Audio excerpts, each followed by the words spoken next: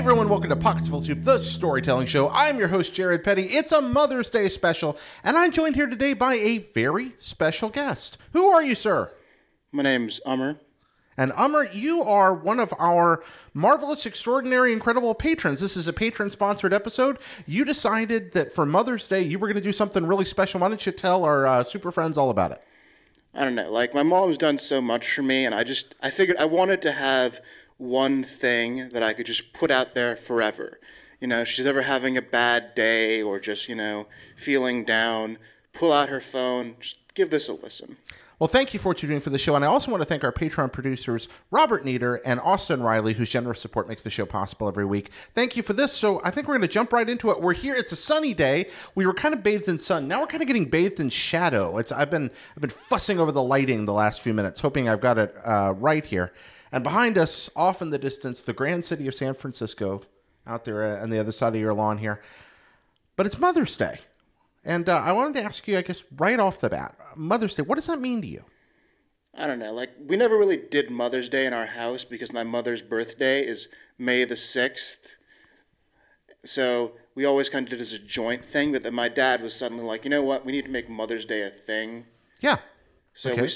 we started doing some really awful Mother's Day things. Like one day, my dad just woke us up like, "What are you doing for Mother's Day?" We're like, "Shit, today's Mother's Day." We didn't plan at all. So what did you come up with? My sister decided, all right, we're making crepes. Yeah. And we just make these awful crepes. Like we have no idea what we're doing. My dad's like, "No, the batter needs to be thinner. What are you doing?" Sweet or savory? Savory. Savory. I do love a good savory crepe. And a sweet crepe, for that matter. But too thick a batter, so it didn't work out so well. Is your sister older or younger? Younger. She's going to the University of Chicago. Real smart cookie. Yeah? Yeah? What's she studying? She doesn't know yet. Oh, okay. But I assume because it's Mother's Day, the main topic of discussion today, your mother, that's the person, because here on Pockets Full of Soup, we always ask, tell us about somebody you're thankful for. I'm really thankful for my mother. Really thankful for your mother. Well, let's encapsulate that right away. Sometimes we kind of go roundabout to that, but I want to start straight off with you on this, Ummer. Why? Why are you thankful for your mother? Well, I grew up, being diagnosed with Asperger's syndrome, and like life has always been very difficult for me. Like I've always looked at people and not really been able to understand like what emotions are they feeling. Like they're angry at what I'm doing. Why are they angry at what I'm doing? And like it just felt like everyone was always ganging up against me, and like I didn't really have anyone in my corner except for my mother. She's just always there for me, always supporting me, to a point where like, I feel like she's just sacrificed so much to be here, and she's just done so much for me. And I feel like the reason I am where I am today, is entirely due to her grace, her generosity, her helpfulness, her kindness. Wow. So your mother's, was she close to you before your diagnosis and then afterward? When did if you don't mind telling that story, how did you discover that you have Asperger's, and how did she react to that discovery? Well, we always knew I was an odd kid. I was, doing weird things and all that, but it wasn't until I was around 5th or 6th grade when we took a test. Mm-hmm. And some psychologist came into my house and, in this very room, actually, mm-hmm. sitting right across from where we are now, I took a test, and basically they told me, your son has Asperger's. Okay. He's very highly intelligent, but, he's going to have some issues with socially getting along with people and, issues with, like, handwriting and that kind of thing. So you made that discussion. Were you in the room for that discussion? I mean, not really. Like, it wasn't really something that was discussed with me. Like, I don't think I actually was told of my diagnosis until much later. Okay. And I don't think I was cognizant of it until I was in about the 9th grade. But at a period of your life where you said you felt, I don't want to put words in your mouth, but you felt people might be angry with you and you didn't understand why, or you felt a closeness from your mother. Yes. Can you express why? What did she do that made you feel that way? I mean, I was always, like, no one was my friend. It was always difficult to hang out with me. So, like, she would make an effort. Like, she would make friends with other kids' mothers. She would go to my school all the time, make sure she was always up to date with the teachers, make good friends with the teachers. So as a result, if I was slipping in my grades or if I was doing badly, they'd always let her know so she could always be on top of it. And, she would like set up play dates as they were with my friends, so I could hang out with people and not just be this isolated, lonely kid. What does your mother love about you? I mean, my mom's always told me, like, you will never understand how much I love you, because, like, I think until you have kids of your own, you can never really understand that kind of parent's love for you. And I feel like, you talk about that in that episode you did, and what was it? Hop, Blip, and Jump. I know it's Hop, Blip, and Jump. I don't know what you called the episode. What was it again? Oh, that one? I think that was called the one about parents? Yeah, the one about parents. That's called Red Dead Reflection, actually. Yes. Plug for Red Dead Reflection. Oh, thank you. But no, like it talks about, how important parents are in your life and how much they care about you and how you can't really tell that. And that's what I felt from my mom, like I know she loves me. I know she cares about me. But I don't think I'll ever be able to understand the depth of positive emotion she feels for me until I have my own children. Well, let's turn that around for a second. How would you express your emotions toward your mother? What about her draws your heart and your spirit toward her? What do you like about her? This is someone who's always cared for me, been there for me, Like when my mother and I fight, both of us are kinds of people who cannot stand conflict. So, no matter how awful the fight, like even if we've like destroyed half the room, we actually haven't destroyed half the room, I'm not verbalizing. After 5 minutes, just be like, you know what? Both of us are being a bit unreasonable. We need to just calm down, be rational, and know that we both care about each other. So the two of you are very good at communicating just very frankly, very straightforwardly about what's going on between you. Your mother, if you don't mind me asking, I'd really love to know her story and how, one of the weird things about being a kid is that a long time ago, two people got together and somehow you came along. Like that, every one of us has, every human being in some way or another kind of has that story. How did your mother and father meet? So my mother decides one day that she wants to go to college in America. So she is from? India. India. Okay, she's from a place called Punjab. Okay. So your mother's from Punjab in India, and she decides she wants to go to college in America. Was this unprecedented for her family? Was this a regular occurrence? Well, no. Very much in that generation, everyone was going to college in America. Okay. My dad also went to college in America. He went to the University of Denver, and my grandfather went to Northwestern, I believe it was. Okay. And your mother decided to attend college in America. What was she going to study? Believe it or not, and I'm going to sound like a terrible son here, but I have no idea. You don't know what her major was. You're not a terrible son. You're here doing a Mother's Day special for your mother. You're not a terrible son. No, but I know that she definitely, she got an MBA. Okay. She got an MBA. Okay, so she came for a business degree eventually. Yes. So she chose to attend college where? The University of San Francisco, USF. USF. And why did you choose USF? Do you know? I do not, actually. Okay, I think it was because it gave her a decent scholarship. California is a lovely city. California is an incredible place. San Francisco is an extraordinary, extraordinary metropolis. If it makes you feel any better, I have no idea why my mom went to college where she did either. I know where she went, but I have no idea why. I should ask her that. Probably got to do it. It's Mother's Day. I should call my mom and ask her, don't you think? Everyone, put down this podcast. Stop listening to us immediately. Call your mother. Good plan. Wish her a happy Mother's Day. Yeah, if you have the opportunity to call your mother and you have a relationship where that's a good idea, then yeah, probably a good idea. You're right. Put that down. Then come back later. We want you to finish the episode. Right, of course. Yeah, good idea to talk to mom if it's a good day for talking to mom. Yeah. Mother's Day is an odd day. It's so good and it's so hard. My father's mother is dead. And sorry for your loss. Died in a bad way. And it's, Mother's Day for my dad every year is really, really rough.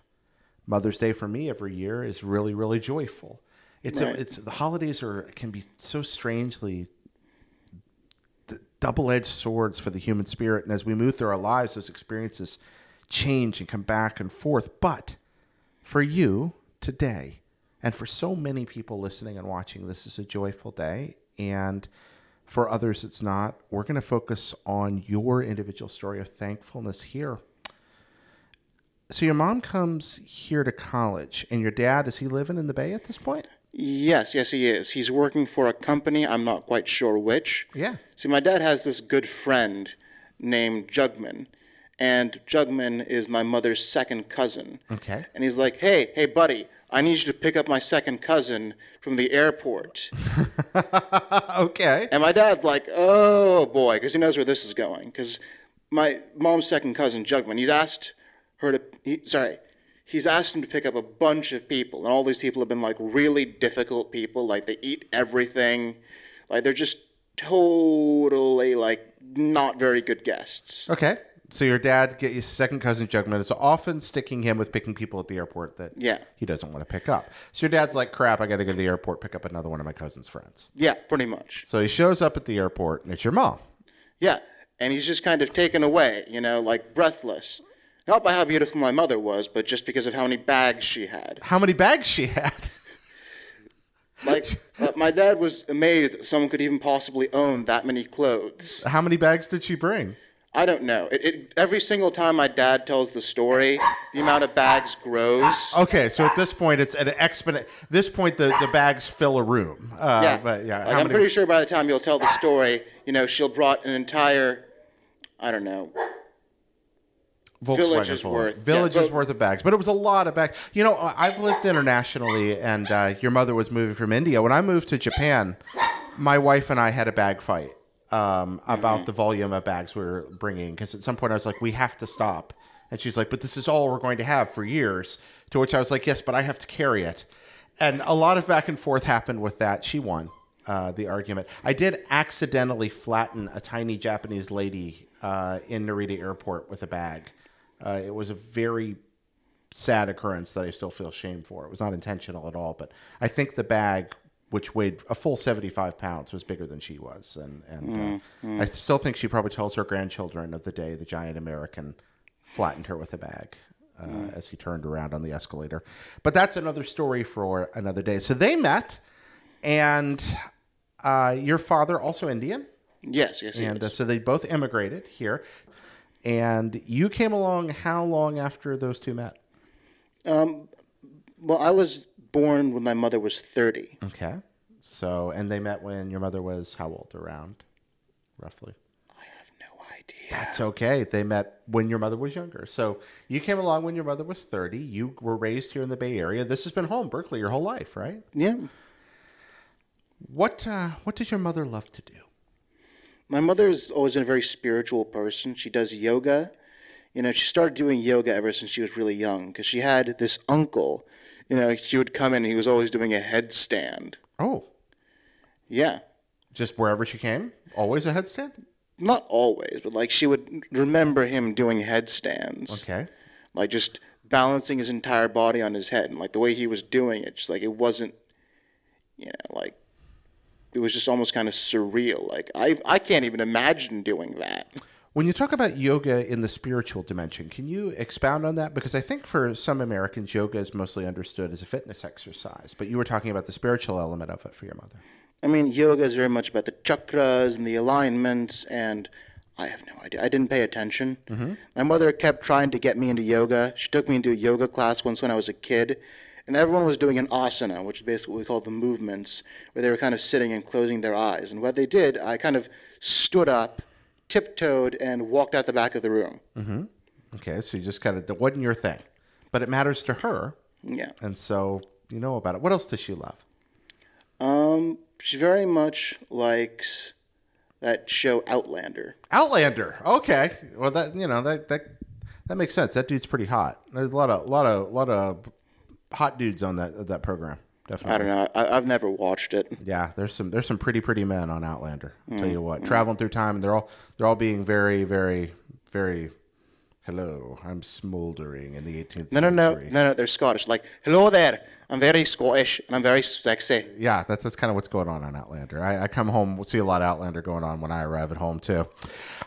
People like the Outlander, and from what I understand, it's really good. I probably ought to watch more of it myself. I love that there are tiny happy dogs wandering around the room right now. Dogs make me so happy. These guys, they've been friends of yours for a long time.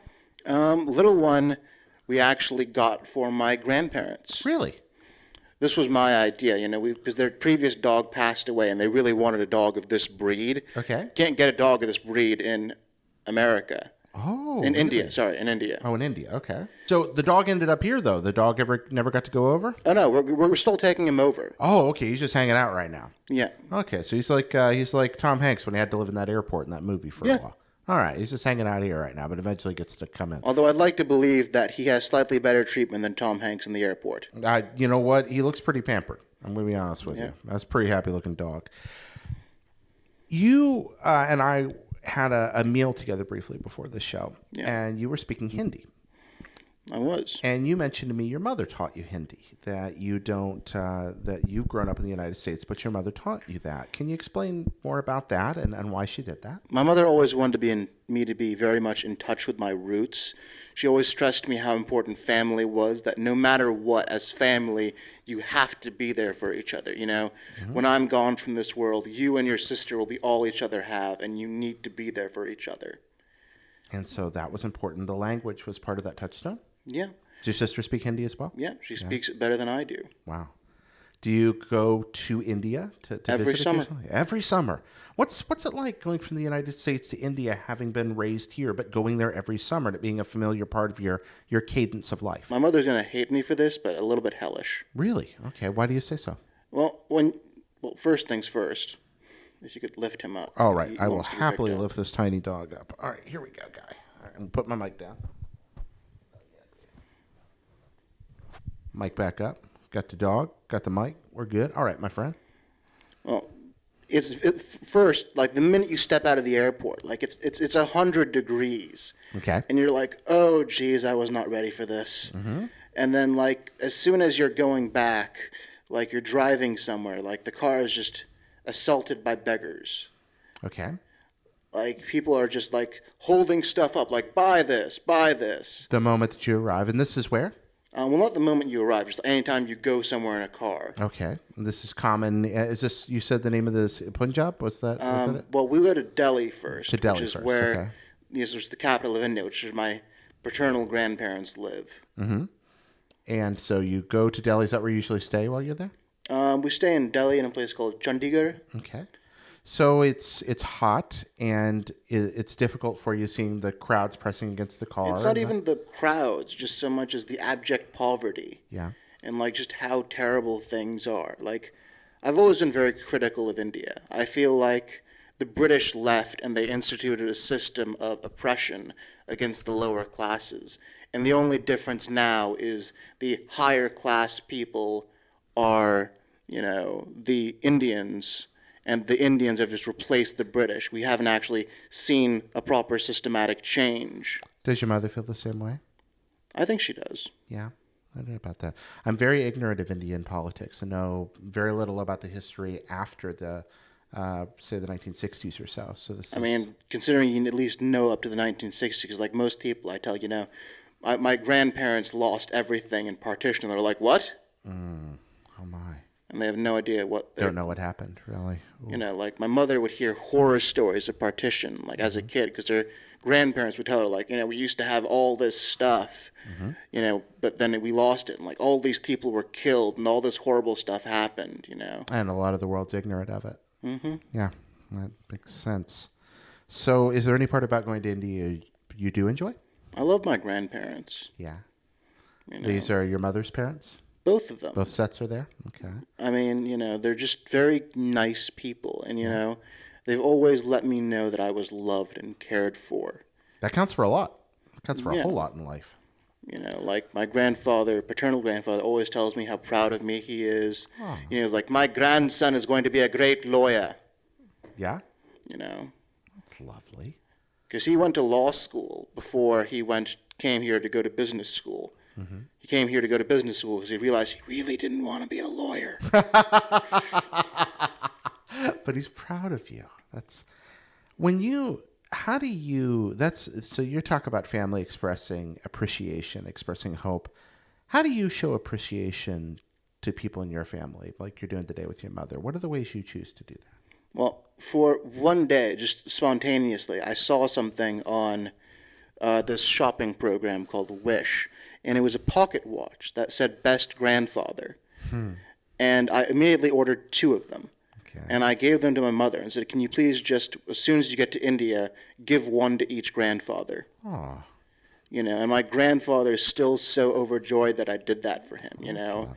like he wears it in his jeans because you know that jeans pocket. Oh yeah, the watch pocket. Yeah. Yeah, like most people think that's for like change or condoms. Like, no, it's for your pocket watch. Yeah, it's your pocket watch pocket. I carried because I am a colossal dork. But I carried a pocket watch in high school for a while.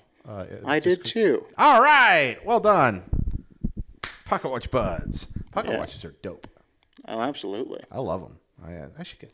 Actually, I have a pocket watch still somewhere. I should get it back out and carry it in my pocket. What do you think, y'all? Should I go with the pocket watch? You still carry yours? Go. Oh yeah. My mom got me one from England. Like, she just surprised me with like, "Oh hey, Umar, I know you like pocket watches, so I got you this one." You think if I got Miller a pocket watch, he'd rock that thing? Yeah, I think he would. I think with the way that Greg Miller dresses and his like thing with like the vest. Yeah. I think if you had the pocket watch across the vest. Ooh, that's a good thought. All right, Yeah. we have to watch. We have to do that. We have to go a little pocket watch here. Mm-hmm. It's Mother's Day. How would you say "I love you, Mom" in Hindi, if you don't mind me asking? I mean, it's not exactly like very special. Like, "Mummy, main aapko pyar karta hu." I mean, that's kind of Punjabi, but like that's just "Mother, I love you." Oh, I love that. Well, here for Mother's Day, you've chosen to lay this episode aside for us. She'll be watching it. That means a lot to me. It's extremely kind of you and extremely generous, both toward her and toward me. And I want to thank you for what you've done for the show. But is there anything else you want to say to her before we take that hard left turn to the single serving section? Mom, I love you, and I really appreciate everything you've done for me. You've always been there. You've made hard sacrifices to be there when, by every rights, you didn't need to be there. And I will forever and always appreciate you. And no matter how angry I get, no matter what I say, I want you to remember this podcast, and I want you to remember this moment, and know that I will always love, care, and cherish for you. I'll cherish you. Hey, Mom, what he said. Nicely done. My mom, what he said. Yeah. All right, my friend, let's make that hard left turn. Are you ready? I don't know. I think I need to take a couple minutes, stroke my beard. All right. And then take a moment of silence for yours. All right. What is best sandwich? Best sandwich. I don't believe in that. What? Is this a religious conviction? No, I don't believe in best anything. Oh, expound. Well, for me, it's all about whatever you want at that moment. Like, for some moments, like, I really could go for a Reuben. Okay. And then at that moment, the Reuben is the best sandwich for me. Ah, so it's contextual for you. Yeah. So best is about the moment. Exactly. So it's the same with other things. Best movie, best shoes, best. It's all. Yeah, it's all about what I'm feeling. Like, for some moments, I'm feeling something like really contemplative. Like, I want to go see Birdman. Mm-hmm. Or some moments, I feel like I want something high octane. So, I turn on Rush. Oh, I like that. Well, I mean, I am of the opinion that short of a funeral, and maybe even at a funeral, there's always time for Rush. But that's just me. That's my opinion, not yours. I like that. Big fan of Rush. Did you see Ready Player One? No, I haven't. You're not missing much, but the Rush poster is probably my favorite part of the movie. Although, to be fair, when I said Rush, I mean the Ron Howard movie. Oh, well, never mind. I was going with the band. So I went way off on Rush there, and we'll probably edit that part out. All right, moving forward. No, I think we should keep it in. Should we? Maybe we'll keep it in with the edit note. We'll find out one way or the other. What's your favorite word? My favorite word? Yeah. Don't have one. Okay. What's the first thing you think of when you hear the sound of your own voice? Awful. Awful. Really? That's where it goes? So you don't believe in bests, so I'm not going to ask you what the best song written in the last 100 years is. I'm just simply going to ask you, what's the last song you listened to that you liked? Lover, You Should Have Come Over. By? Jeff Buckley. All right. Why? What struck you about it? What do you like about it? I don't know. It's so haunting. It's like, I don't know. Like, for me, there's so many things in my life I've done. I've pushed people away, you know. I have people in my life that were there but aren't there anymore. It's just like at some point you look at your life and you're like, what have I done? And just the pure, raw sorrow of that, you know, like, you know, and Jeff Buckley is just pleading, lover, you should have come over. I love that. If you could travel through time and meet any one person, who would it be? John Fitzgerald Kennedy. Ooh, JFK. Again, expound if you don't mind. Well, ever since I was a little kid, you know, JFK was like that one guy I always wanted to be like. He was charismatic. He was hopeful. And then, you know, I saw his civil rights speech, which, like, it ought to be possible for a black girl to go to school and not have to be flanked by Alabama National Guardsmen. You know, and he was a white guy in the 1960s. He had no reason to say that, but he felt that ending segregation was a moral imperative. You know, that as a Christian, that it was his duty to ensure equality for all. So that really struck you. How's your Kennedy impression? It's I don't know. It's all right. It's all right. I can't do Kennedy. I've tried. I just can't do it. You know, it's like park the car in Harvard Yard. There we go. If any members of the Kennedy family here, they're just going to be like, oh dear God. Do you own a boat? Your own boat? No. If you had a boat, what would you name it? I would name it the Ranger. Why the Ranger?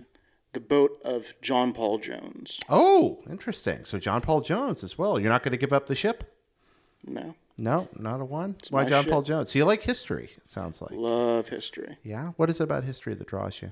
Well, I think that a lot of history teachers don't do history justice because there's just so much interesting stuff in history. Like, I'm overweight, so I like to think about the story of how William Howard Taft got stuck in his bathtub.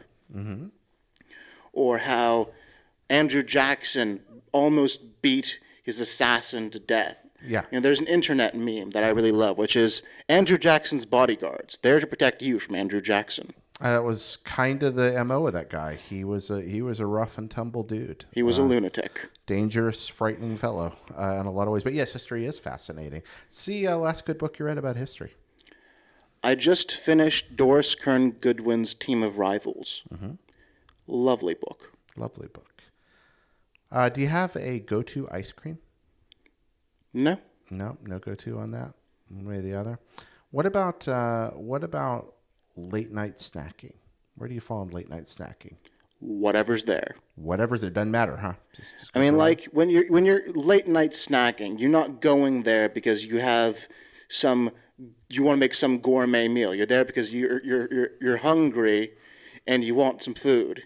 So you want to get some food in your belly and then go to sleep. And always the last question. You know this one. It has to be asked. Cake or pie? Both. Both. Oh man, even-minded, even keel fellow. Is it contextual just like the other? I mean, not just only is it contextual, but like if you look at, there's a BuzzFeed video which is like pies, but like people have made cake pies and pie cakes. Yeah. I do like a good cake pie and a pie cake. Both. I've had both. Tell you what, I'm on ketosis right now. I like it. I like losing the weight, but man alive, do I miss cake and pie. Especially pie, because pie's best. But that's just me. Thank you for coming in today. Thank you for having me. Making this happen. I really appreciate it. Happy Mother's Day. And y'all, thank you. Again, I know Mother's Day can be wonderful and it can be rough. However it is for you today, my heart's with you, and I thank you for being here and wish you the best.